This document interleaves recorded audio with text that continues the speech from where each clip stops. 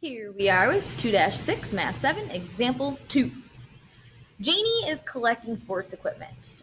Half of her collection are sports balls. Of the sports balls, 1/4 of them are softballs. If Janie has 360 sport equipment items, how many softballs does she have? Whoa. All right, so right away I'm seeing 1/2 of. Those things are jumping out at me. 1/2 of, 1/4 of those pieces. If we go back to where we talked about this up here, we said taking a fraction of something was what operation? Right here, taking a fraction of something is multiplication. So when I know that I have this fraction of something, I'm going to be using multiplication.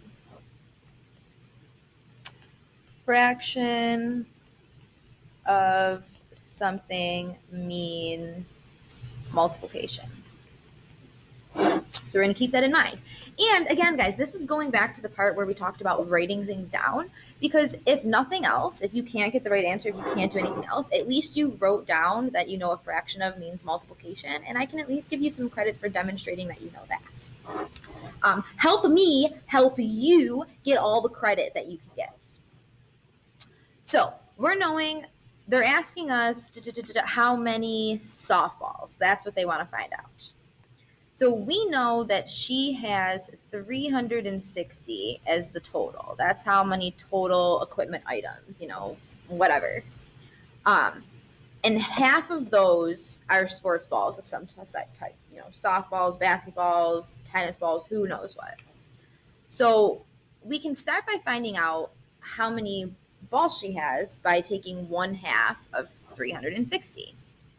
So 360, fraction of means multiplication, times 1/2.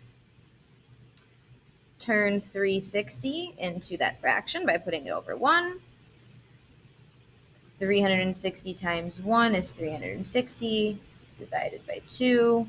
And 360 divided by 2 is going to give us 180, I'm pretty sure. Yep. But again, notice the way I'm double checking myself just to make sure. I'd hate to be doing all this fabulous work and then end up with a simple and incorrect, little adding mistake or dividing in this case. So we just figured out that 180 is the number of sports balls that she has.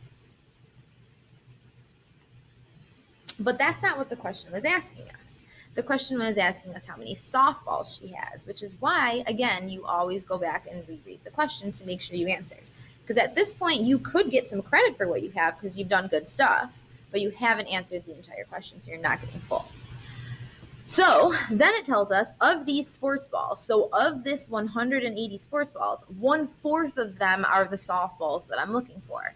So again, we're just doing another multiplication piece. 180 times 1/4, which is the same thing as 180 divided by 4. 180 divided 4 is equal to 45. So there are 45 softballs. Shoop, shoop, shoop. Boom. So again, make sure when you're looking at those homework problems, you're reading carefully and showing as much work as possible.